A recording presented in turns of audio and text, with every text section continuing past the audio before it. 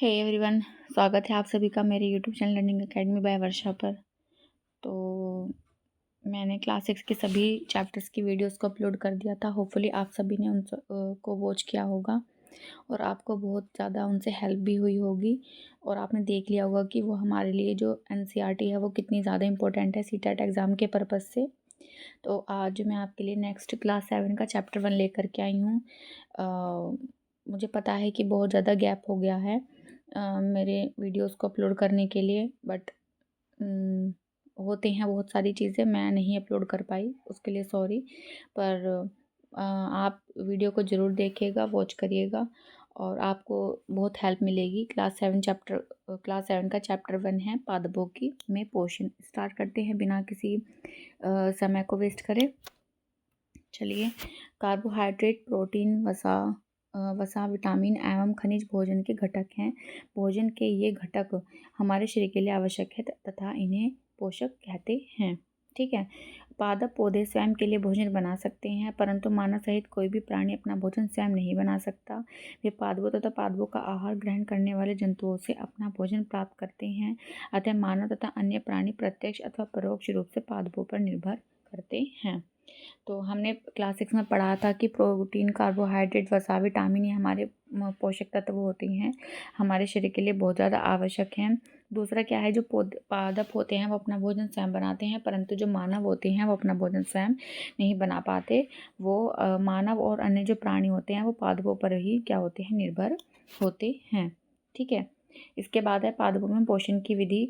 केवल पादप ही ऐसे जीव हैं जो जल, कार्बन डाइऑक्साइड एवं जल खनिज की सहायता से अपना भोजन बना सकते हैं।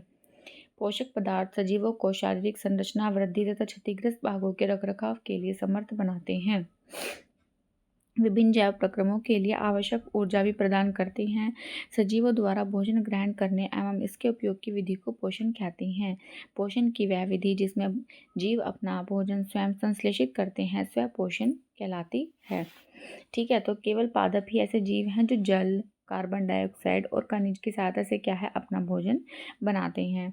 ठीक है। जो पोषक पदार्थ होते हैं वो सजीवों को शारीरिक संरचना, वृद्धि तथा क्षतिग्रस्त भागों के रखरखाव के लिए समर्थ हैं। जैव प्रक्रम के लिए ऊर्जा की आवश्यकता होती है और भोजन जो ग्रहण करने के उसके उपयोग करने की विधि को क्या कहते हैं, पोषण कहते हैं। और जो भी जीव अपना भोजन स्वयं बनाते हैं उन्हें कहते हैं स्वयं पोषण कहलाती है। मतलब स्वयं संश्लिष्ट करते हैं उस विधि को हम स्वयं पोषण कहेंगे। ऐसे पादपों को स्वपोषी कहते हैं। जंतुओं एवं अधिकतर अन्य जीव पादपों द्वारा संश्लेषित भोजन ग्रहण करते हैं, इन्हें विषमपोषी कहते हैं। तो पादप जो स्वपोषी होते हैं और जो जीव और जो हमारे मानव होते हैं, जीव जंतु या मानव होते हैं, वो विषमपोषी में आते हैं। नेक्स्ट है हमारा प्रकाश संश्लेषण, पादपों में खाद्य संश्लेषण का प्रक्रम। ठीक है। पत्तियां पादपों की खाद्य फैक्ट्रियां हैं। मृदा में उपस्थित जल एवं खनिज जड़ मूल द्वारा अवशोषित किए जाते हैं तथा तने के माध्यम से पत्तियों तक पहुंचाए जाते हैं। पत्ती की सतह पर उपस्थित सूक्ष्म रंध्रों द्वारा वायु में उपस्थित कार्बन डाइऑक्साइड प्रवेश करती है। तो आप देखिए कि जो हमारे पादप होते हैं प्रकाश संश्लेषण की क्रिया में जो मृदा से क्या करते हैं, वो जल और खनिज लवण या खनिज हमारे अब्जॉर्ब करते हैं। तने के माध्यम से पत्तियों तक जल पहुंचाया जाता है, माध्यम से पत्तियों तक पहुंचाए जाते हैं। इसके अलावा पत्ती की सतह पर उपस्थित सूक्ष्म रंध्रों द्वारा वायु में उपस्थित कार्बन डाइऑक्साइड प्रवेश करती है। ठीक है। तो ये मान लो कोई हमारा प्लांट है, इस तरीके से है और ये हमारी जड़ है, उसकी नीचे जा रही हैं, तो नीचे जड़ से वो जल को और हमारे क्या है खनिज जो होंगे उनको क्या करेगा, एब्जॉर्ब करेगा। ठीक है। और जो यहाँ पे पत्तियाँ हैं और उनके बीच में जो रंध्र हैं, छोटे छोटे हमारे रंध्र होते हैं, वो क्या करेंगे, बाहर से CO2 को क्या करेंगे, एब्जॉर्ब करेंगे और इन तीनों की हेल्प से क्या होगा, हमारे भोजन में हमारे पादप में क्या है, खाना बन जाएगा। ठीक है। इसके बाद है कोशिका। यहाँ पर कोशिका के बारे में छोटी सी जानकारी दी गई है। 9th या 10th क्लास में आपने पढ़ा होगा, इसके बारे में डिटेल में चैप्टर दिया गया है, बट यहाँ पे छोटा सा एक आइडिया देने के लिए सेल के बारे में छोटी सी चीज़ें दी गई हैं, हम उसे पढ़ लेते हैं और ये हमारे काम की चीज़ है। पेपर में क्वेश्चन यहाँ से बन जाते हैं। जैसे इमारतें ईंटों से बनती हैं, तो वैसे ही सजीवों का जो शरीर सूक्ष्म इकाइयों से बनता है, जिन्हें हम कोशिका कहते हैं। कोशिकाओं को सूक्ष्मदर्शी द्वारा देखा जा सकता है। कुछ जीव मात्र एक कोशिका के बने होते हैं। कोशिका एक पतली बाह्य संरचना द्वारा घिरी होती है, जिसे कोशिका झिल्ली कहती हैं। इसमें केंद्रक में स्थित एक सुस्पष्ट संरचना भी होती है, जो केंद्रक कहलाता है। केंद्रक चारों ओर से जेली के समान एक पदार्थ से घिरा होता है, जिसे कोशिका द्रव्य कहते हैं। तो आप ये देख सकते हैं कि यहाँ पर ये कोशिकाओं का आरेख है। अलग अलग तरह की बहुत सारी कोशिकाएं हैं। मान लो ये कोई एक कोशिका है, ठीक है, और इस कोशिका में यहाँ पर ये केंद्रक है, और यहाँ पर ये जो छोटा छोटा बिंदु आप देख रहे होंगे, ये सारा क्या है, कोशिका द्रव्य है। और ये जो यहाँ पर इस तरह की बाउंड्री आप ये देख रहे हैं हुई, ये क्या है, हमारी कोशिका झिल्ली है। ठीक है, तो इन सब चीज़ों से मिलकर क्या बनती है, हमारी कोशिका बनती है। ठीक है, इसके अलावा इससे भी डिटेल में बहुत सारी चीज़ें होती हैं कोशिका के बारे में, वो हम कभी जब 9th क्लास पढ़ के चैप्टर को रीड करेंगे तब हम देखेंगे। ठीक है, आगे देखते हैं। यह रंध्र द्वार कोशिकाओं द्वारा घिरे होते हैं। ऐसे छिद्रों को रंध्र कहते हैं, है ना। आपने देखा होगा कि छोटी जो पत्तियां होती हैं छोटे छोटे होती हैं, अगर उनको डिटेल में देखा जाए तो वो कुछ इस तरह की होती हैं। ये रंध्र आप यहाँ इसे बोलेंगे हम रंध्र। और ये जो जिस चीज़ से घिरे होते हैं वो द्वार कोशिकाएं, ये द्वार कोशिकाएं होती हैं। जब हमें CO2 की ज़रूरत नहीं होती है तो ये द्वार कोशिकाएं बंद हो जाती हैं, और जब CO2 की ज़रूरत होती है तो ये द्वार कोशिकाएं खुल जाती हैं, जिससे कि रंध्र CO2 को अंदर ले सके। ठीक है, जल एवं खनिज वाहिकाओं द्वारा पत्तियों तक पहुँचाए जाते हैं। ये वाहिकाएँ नली के समान होती हैं तथा जड़, तना, शाखाओं में पत्तियों तक फैली होती हैं। पोषकों को पत्तियों तक पहुँचाने के लिए ये वाहिकाएँ एक सतत मार्ग बनाती हैं। ठीक है, तो वाहिकाओं द्वारा ये सब चीज़ें पहुंचाई जाती हैं। इनके ये वाहिकाएं नली के समान होती हैं। जड़, तना, शाखाएं पत्तियों तक फैलती हैं। पोषकों को पत्तियों तक पहुंचाने के लिए वाहिकाएं एक सतत मार्ग बनाती हैं। ठीक है, इसके बाद आगे हैं, पत्तियों में एक हरा वर्णक होता है जिसे क्लोरोफिल कहते हैं। क्लोरोफिल सूर्य के प्रकाश, सौर प्रकाश की ऊर्जा का संग्रहण करने में पत्ती की सहायता करता है। इस ऊर्जा का उपयोग जल, कार्बन डाइऑक्साइड से खाद्य संश्लेषण में होता है। तो पत्तियों में जो हरा वर्णक है वो क्या है, हमारा क्लोरोफिल है। ठीक है, क्लोरोफिल सूर्य के प्रकाश में क्या करता है, ऊर्जा का संग्रहण करने में पत्ती की सहायता करता है। ऊर्जा का उपयोग जल तथा कार्बन डाइऑक्साइड से खाद्य संश्लेषण में होता है। क्योंकि खाद्य संश्लेषण सूर्य के प्रकाश की उपस्थिति में होता है, इसीलिए इसे प्रकाश संश्लेषण कहते हैं। ठीक है, तो प्रकाश संश्लेषण क्यों कहते हैं, क्योंकि जो खाना बनाने का जो प्रोसेस है, जो प्रक्रिया है हमारी किस में हो रही है, प्रकाश में हो रही है। तो इस वजह से इस जो प्रक्रिया को हम क्या कहते हैं, प्रकाश संश्लेषण कहते हैं। अतः क्लोरोफिल सूर्य का प्रकाश, कार्बन डाइऑक्साइड एवं जल प्रकाश संश्लेषण के लिए आवश्यक हैं। ठीक है, तो प्रकाश संश्लेषण के लिए हम कौन कौन सी चीज़ें होती हैं, क्लोरोफिल होता है, सूर्य का प्रकाश होता है, कार्बन डाइऑक्साइड होता है, जल होता है, प्रकाश होता है। ठीक है, यहाँ से क्वेश्चन आता है कि प्रकाश संश्लेषण के कौन कौन से जो तत्व होते हैं वो प्रक्रिया में भाग लेते हैं। इस पृथ्वी पर यह एक अद्वितीय प्रक्रम है। पत्तियों द्वारा सौर ऊर्जा संग्रहित की जाती है तथा पादप में खाद्य रूप में संचित हो जाती है। अतः सभी जीवों के लिए सूर्य ऊर्जा का चरम स्रोत है। यानी कि कहा जाए अल्टीमेटली, या फिर कि अगर ऊर्जा का एक ही स्रोत यहाँ पर है वो क्या है, सूर्य। क्योंकि जो प्लांट्स होते हैं वो सूर्य की हेल्प से ही क्या है, अपना भोजन बना रहे होते हैं। और क्योंकि वहाँ से वो ऊर्जा यहाँ तक आ रही है, फिर उस ऊर्जा का यूज़ हम लोग यहाँ पर कर रहे होते हैं। तो जिसकी वजह से क्या है कि वो एक इनडायरेक्ट वे में जो सूर्य का जो प्रकाश है वो हम तक मिल रहा है। तो जो सूर्य की जो ऊर्जा है वो क्या है, एक चरम स्रोत है, या फिर चरम मतलब एक कहेंगे कि अल्टीमेट सोर्स है हमारे ऊर्जा का पृथ्वी पर। ठीक है, इसके बाद हम आगे देखते हैं। प्रकाश संश्लेषण न होने की स्थिति में खाद्य उपलब्ध नहीं होगा। सभी जीवों का अस्तित्व प्रत्यक्ष अथवा परोक्ष रूप से पादपों द्वारा निर्मित भोजन पर निर्भर करता है। सभी जीवों के लिए परम आवश्यक ऑक्सीजन भी प्रकाश संश्लेषण के द्वारा ही निर्मित होती है ना। और देखो, खाना तो है ही कि हमारे प्लांट्स अपना भोजन बना रहे हैं और हम उनको फिर खा रहे हैं बाद में, पर इसके अलावा ये भी होता है कि वो इस प्रक्रिया में क्या है, O2 भी क्या करते हैं, रिलीज़ करते हैं, जिसकी जो हमारे या मनुष्य या जंतुओं के सांस लेने के लिए बहुत ज़्यादा उपयोग में आती है।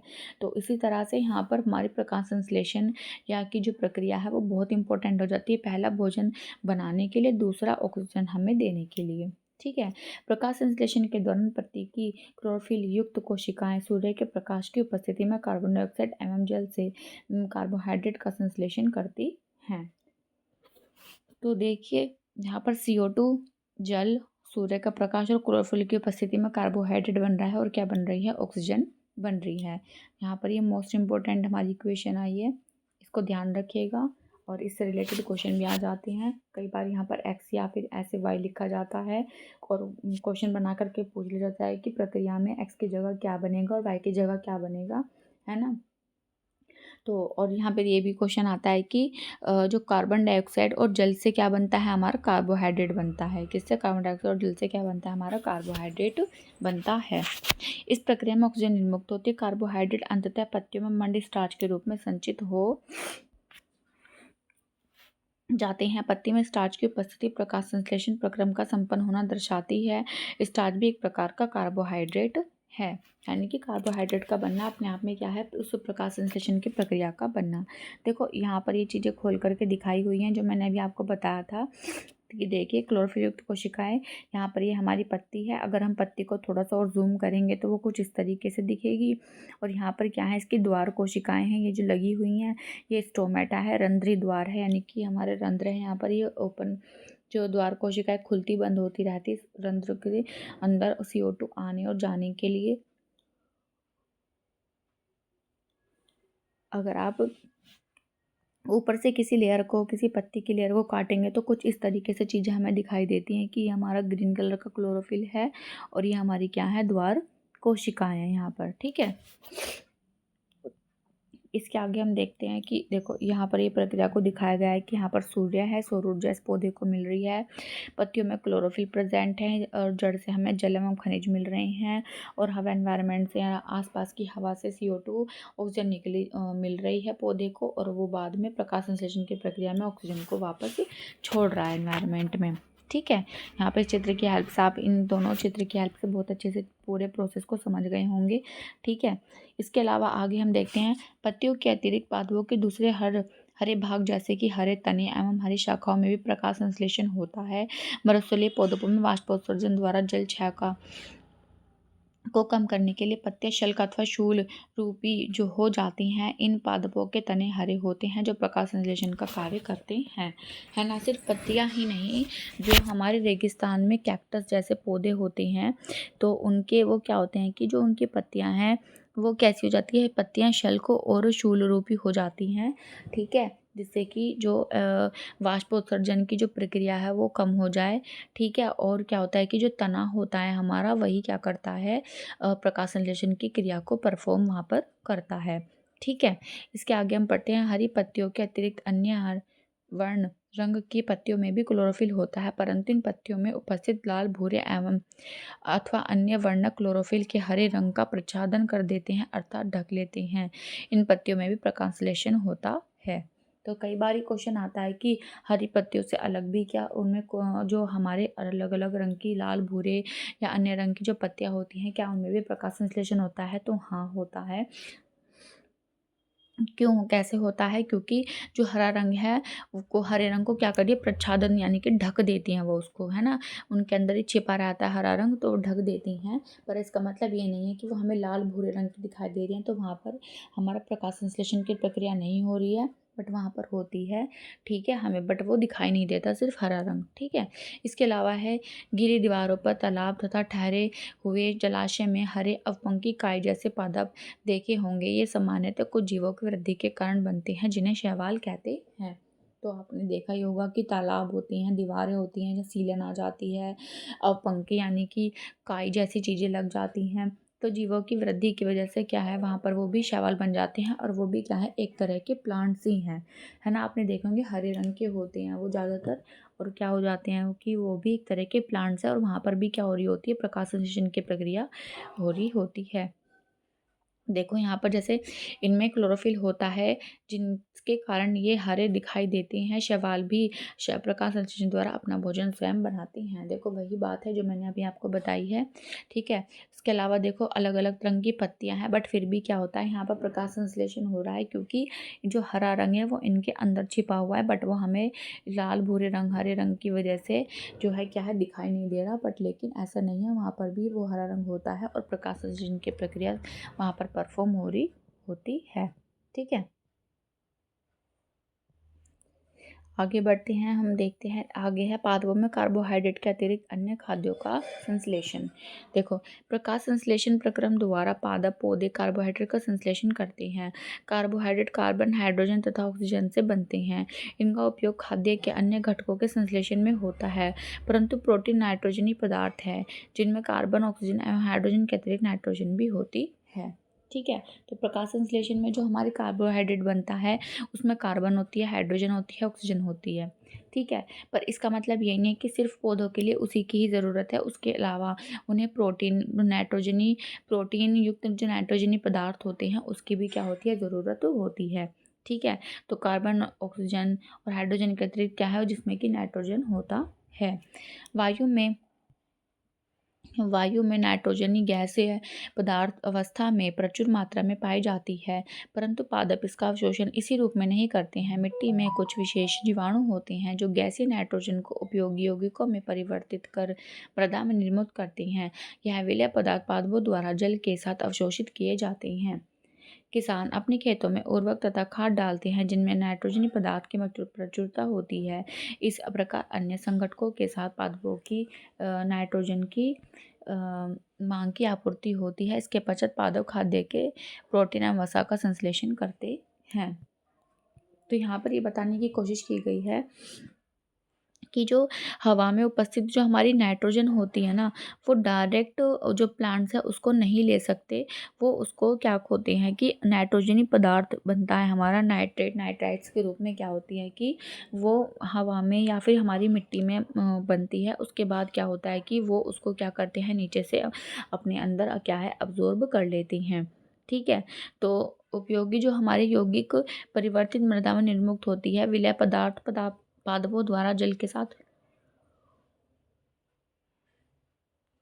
अवशोषित कर लिए जाते हैं, ठीक है। इसके अलावा है जो किसान, आपने देखा होगा कि कई बार आपने खुद भी कई बार ये अपनी क्यारियों में या खेतों में काम किया होगा कि हम अलग से कुछ उर्वरक पदार्थ वहाँ पर डालते हैं जिससे कि जो नाइट्रोजन की जो पूर्ति है पादपों में वो अच्छी तरह से हो पाए और वो अच्छे से ग्रो हो पाए, ठीक है। तो कार्बोहाइड्रेट वगैरह के साथ साथ क्या है वो नाइट्रोजनी पदार्थ या प्रोटीन एवं वसा का भी क्या करते हैं, संश्लेषण करते हैं, ठीक है।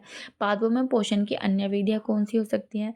कुछ पादप पौधे ऐसे भी हैं जिनमें क्लोरोफिल नहीं पाया जाता, वे भोजन संश्लेषित नहीं कर पाते, ठीक है। जिनमें क्लोरोफिल होगा ही नहीं तो वो क्या होगा कि वहाँ पर भोजन का संश्लेषण भी नहीं होगा।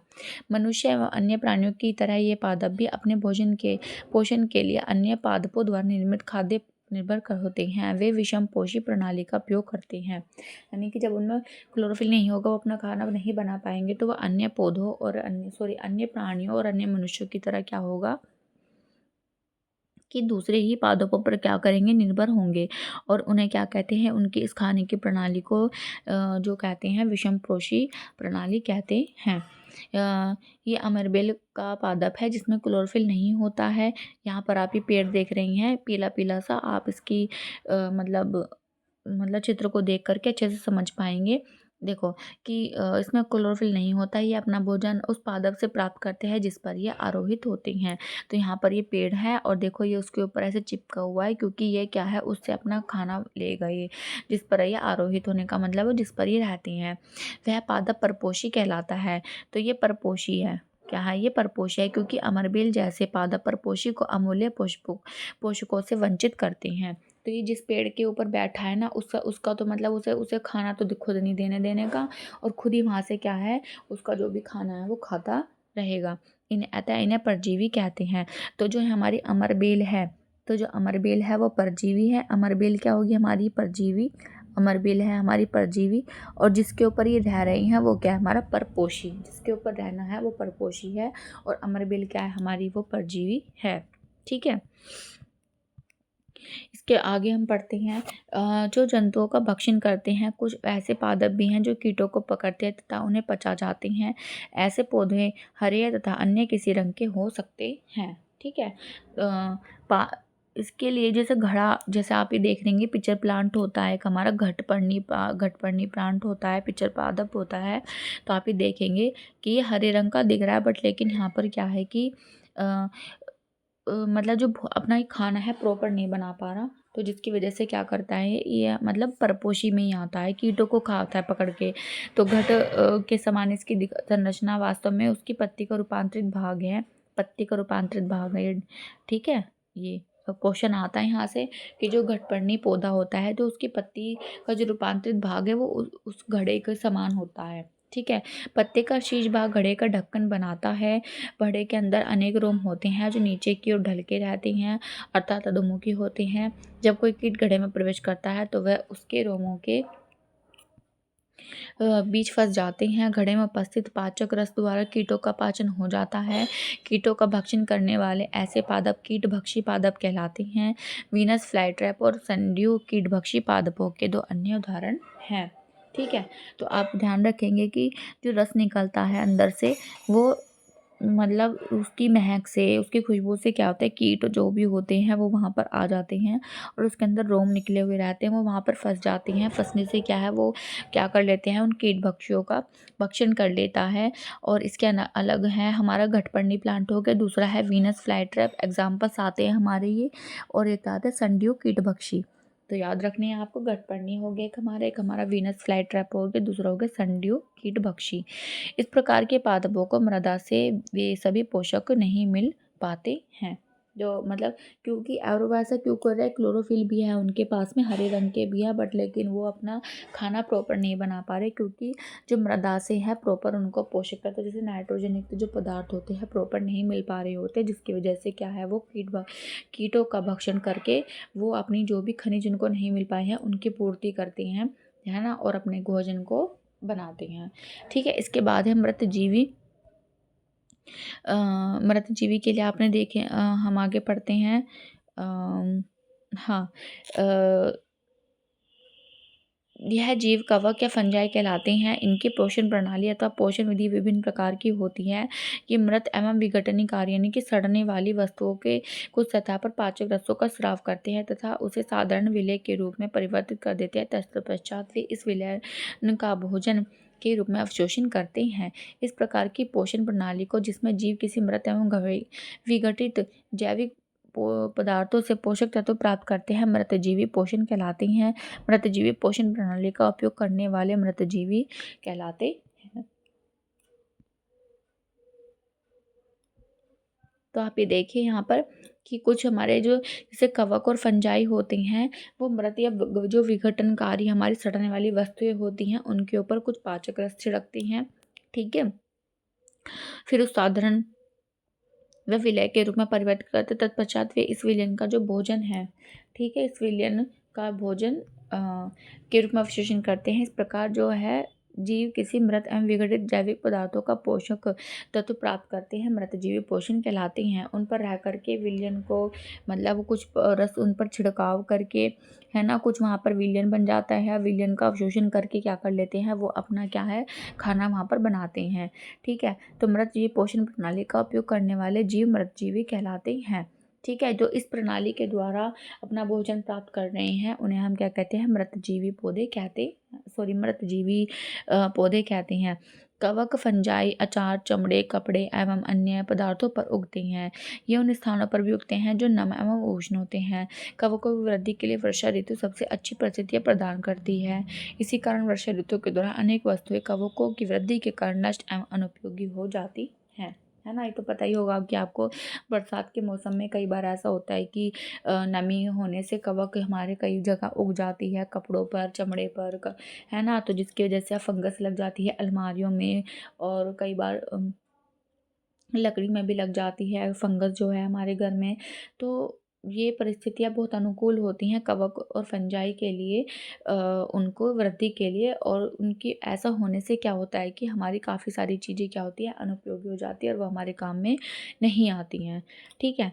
इसके बाद यहाँ पर एक क्वेश्चन देखो दिया, वर्षा ऋतु में कवक के कारण सब खराब होते हैं कि वर्षा ऋतु में कवक अचानक कैसे प्रकट हो जाती हैं। ठीक है।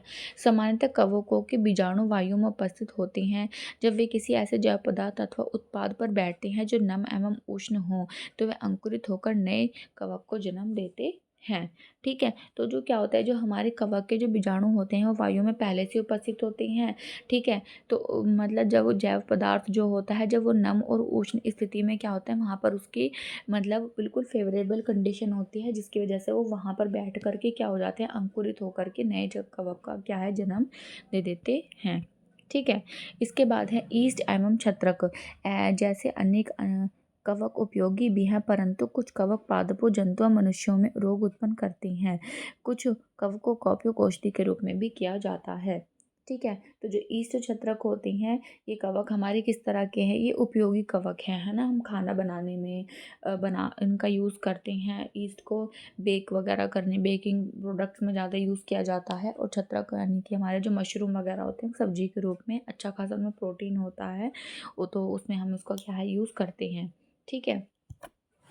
इसके बाद है कुछ जीव एक दूसरे के साथ रहते हैं तथा अपना आवास एवं पोषक तत्व एक दूसरे के साथ बांटते हैं, इसे सहजीवी संबंध कहते हैं।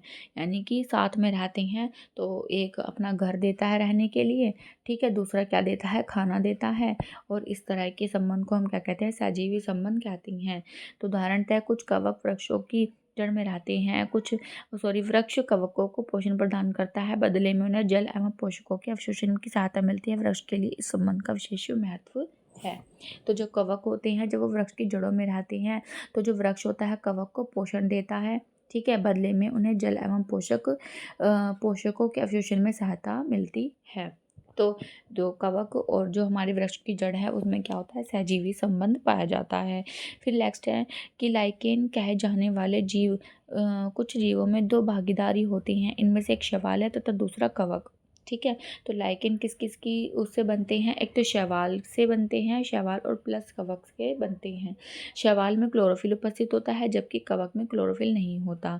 कवक शैवाल को रहने का स्थान, तो जल एवं पोषक तत्व उपलब्ध कराता है, तथा बदले में शैवाल प्रकाश संश्लेषण द्वारा संश्लेषण खाद्य कवक को देता है। ठीक है ना। तो जो हमारा कवक होता है, वो तो हमारा क्या करता है, उनको शैवाल को स्थान देता, रहने का, जल देता है और पोषक तत्व देता है, और जो शैवाल होता है वो क्या करता है, प्रकाश संश्लेषण द्वारा संश्लेषित खाना कवक को दे देता है। ठीक है। तो इस तरह से उनके बीच में भी क्या होता है, सहजीवी संबंध पाया जाता है, और इन दोनों के मिलने से क्या बनता है, लाइकेन बनता है। इसके बाद है मृदा में पोषकों की पुनःपूर्ति किस प्रकार होती है। देखिए, पादप मृदा से खनिज पोषक तत्व अवशोषित करते हैं, अतः मृदा में इनकी मात्रा लगातार कम होती जाती है। उर्वरक एवं खाद्य में नाइट्रोजन, पोटेशियम, फास्फोरस जैसे पोषक तत्व होते हैं। पादपों द्वारा लगातार उपयोग किए जाने के कारण मृदा में उनकी मात्रा धीरे धीरे कम हो जाती है। इसीलिए मृदा को इन पोषक तत्वों से समृद्ध करने के लिए भूमि में उर्वरक तथा खाद मिलाने की आवश्यकता होती है। ठीक है। पादपों को प्रोटीन बनाने के लिए सामान्यतः नाइट्रोजन की अधिक आवश्यकता होती है। फसल कटाई के बाद मृदा में नाइट्रोजन की कमी हो जाती है।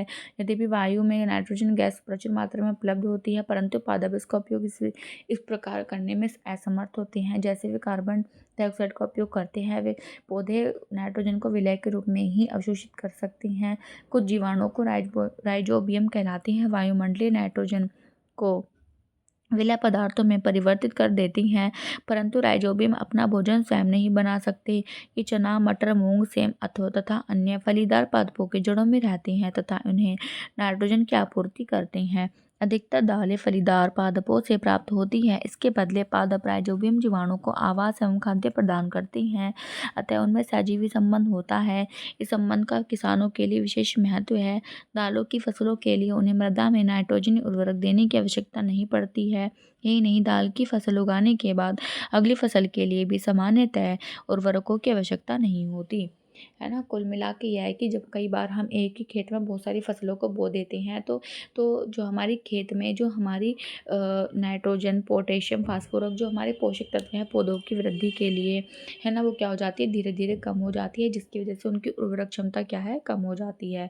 तो उसको ठीक करने के लिए, उसको कम करने के लिए हम क्या करते हैं कि जो राइजोबियम जीवाणु होता है एक तरह का, वो क्या होता है, वायुमंडलीय नाइट्रोजन को विलय पदार्थ में परिवर्तित करके कर देते हैं। तो परंतु राइजोबियम अपना भोजन स्वयं नहीं बना सकते। ये चना, मटर, सेम इनकी क्या है, फलीदार पादपों की जड़ों में रहते हैं। उन्हें नाइट्रोजन पादपों की आपूर्ति करते हैं। अधिकतर दालें फलीदार पादपों से प्राप्त होती हैं। इसके बदले पादप राइजोबियम जीवाणु को आवास एवं खाद्य प्रदान करते हैं।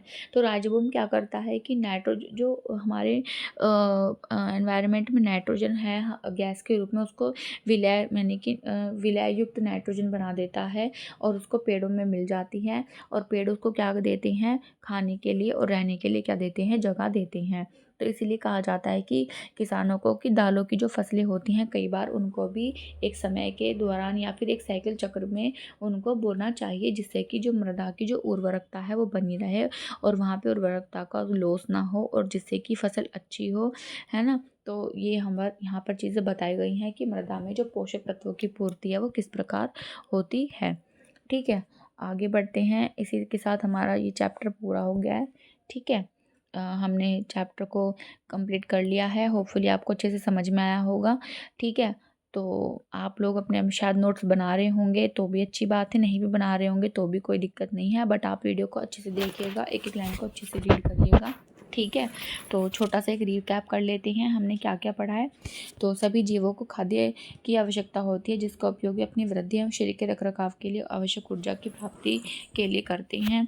हरे पादप प्रकाशन द्वारा हरे पादप प्रकाश संश्लेषण प्रक्रम द्वारा अपना खाद्य स्वयं संश्लेषित करते हैं। हरे पादप CO2, जल, खनिज, सरल रासायनिक पदार्थों का उपयोग करके खाद्य संश्लेषण करते हैं। प्रकाश संश्लेषण क्लोरोफिल एवं सूर्य की प्रकाश अनिवार्य है। ठीक है, कार्बोहाइड्रेट जैसे जटिल रासायनिक पदार्थ का प्रकाश संश्लेषण के उत्पाद हैं। प्रकाश संश्लेषण के प्रक्रम में क्लोरोफिल की सहायता से पत्तियों द्वारा सौर ऊर्जा का संचयन किया जाता है। प्रकाश संश्लेषण में ऑक्सीजन उत्पादित होती है। इस ऑक्सीजन का उपयोग सभी जीवों द्वारा उनकी उत्तरजीविता के लिए किया जाता है। कवक अपना पोषण मृत एवं अपघटित जैव पदार्थों से प्राप्त करते हैं। वे मृत जीव कहलाते हैं। अमरबेल जैसे पादप परजीवी हैं। वे परपोषी पादप से अपना भोजन प्राप्त करते हैं। कुछ पादप अन्य सभी जीव अपने पोषण हेतु दूसरे जीवों पर निर्भर होते हैं, अतः इन्हें विषमपोषी कहलाते हैं। ठीक है, तो यहाँ पर हमारे छोटा सा रिकैप हो गया है, आपको अच्छे से समझ में होगा। एक छोटी सी एक्सरसाइज भी हम इस चैप्टर से रिलेटेड कर लेते हैं। तो क्योंकि हरे पादप अपना भोजन स्वयं बनाते हैं तो इन्हें स्वपोषी कहेंगे। पादपों द्वारा संश्लेषित खाद्य का जो भंडार है वो कार्बोहाइड्रेट के रूप में किया जाता है। प्रकाश संश्लेषण प्रक्रिया में वर्णक जो सूर्य संग्रहित की जाती है क्लोरोफिल है। प्रकाश संश्लेषण पादप वायुमंडल CO2 और CO2 तो लेते हैं और O2 का उत्पादन करते हैं। अमरबेल का जो उदाहरण है वो परजीवी होता है। ठीक है, कीटों को पकड़कर अपना आहार बनाते हैं। गठपर्णी पौधा और दो कौन थे, एक तो वीनस फ्लाई ट्रैप था और एक था सनबर्ड करके था कुछ, है ना, वो था। और इसके बाद हमारी मैचिंग। देखो मैचिंग मैं आपको सही बता रही हूँ कि कई बार CTET बिल्कुल एग्जैक्टली वही एक्सरसाइज के पीछे से उठा करके दे देता है, तो आप इन एक्सरसाइज को ज़रूर करिएगा। मुझे नहीं पता, देखो आप और टीचर्स कराते हैं या नहीं, या आपने कभी इस चीज़ पर ध्यान दिया होगा या नहीं, क्योंकि मैंने जब तैयारी की थी तो मैंने इन चीज़ों को ऑब्ज़र्व किया था, तो मैं अपनी ही एक्सपीरियंस से आप लोगों को बता रही हूँ। तो होपफुली मेरा एक्सपीरियंस, मेरी मेहनत आपको काम आएगी और आप लोग अच्छे से अपनी तैयारी भी कर रहे होंगे, पढ़ाई कर रहे होंगे, है ना। और एग्ज़ाम के लिए तो खैर ज़्यादा समय नहीं रह गया है, तो ऑल द वेरी बेस्ट मेरी तरफ से सभी के लिए, है ना। तो ध्यान से अच्छे से पढ़िए। लगभग 1 वीक का ही समय रह चुका है, बस आप लोगों के पास रिवीजन ही करिएगा, कुछ भी नया नहीं पढ़िएगा। बेशक मैं वीडियोस को अपलोड कर रही हूँ, जिसकी तैयारी बहुत अच्छे से हो रही हो, आगे की नई वीडियोस वही देखेगा। कोई भी बच्चा इस तरह से जो चीज़ उसने पढ़ ली है बस उसी का ही अच्छे से रीड करिए, कुछ नया पढ़ने की अब कोशिश ना कीजिएगा। ठीक है, और मैं ऐसी होप रखती हूँ कि आप लोगों का एग्ज़ाम फर्स्ट अटेम्प्ट में ही क्लियर हो जाएगा। और चलिए पहले हम इसे कंप्लीट कर लेते हैं। तो क्लोरोफिल है हमारा, पत्ती से मिलता है। नाइट्रोजन जीवाणु है। अमरबेल हमारा परजीवी है, जंतु पर पोषित होता है। कीटभक्षी हमारा गठपर्णी पिचर प्लांट है। ठीक है ना। इसके बाद है हमारे सही गलत। प्रकाश संश्लेषण में कार्बन डाइऑक्साइड मुक्त होती है? नहीं। ऐसे पादप जो अपने भोजन स्वयं बना संश्लेषित करते हैं मृतजीवी हैं? ये भी नहीं।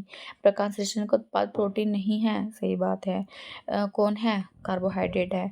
प्रकाश संश्लेषण में सौर ऊर्जा का रासायनिक ऊर्जा में रूपांतरण होता है? सही बात, क्योंकि सौर ऊर्जा आकर के पूरी वो रिएक्शन हमने देखी थी, वो क्या है, एक तरह की रासायनिक ऊर्जा में रूपांतरण हो जाता है। पादप के किस भाग द्वारा प्रकाश संश्लेषण हेतु वायु से कार्बन डाइऑक्साइड ली जाती है? रंध्र द्वारा। वायुमंडल में मुख्यतः जिस भाग द्वारा पादप कार्बन डाइऑक्साइड प्राप्त करते हैं? पत्तियां। ठीक है, तो चलते हैं। इसी के साथ हमारा चैप्टर फिनिश हो गया है ना। होपफुली आप लोगों को अच्छे से चीज़ें समझ में आई होंगी और इसी तरह अपनी तैयारी करते रहिएगा। ठीक है, all the very best for your exam. तो मिलते हैं नेक्स्ट वीडियो में, तब तक के लिए सभी को मेरी बाय है और अपना सभी ध्यान रखिए।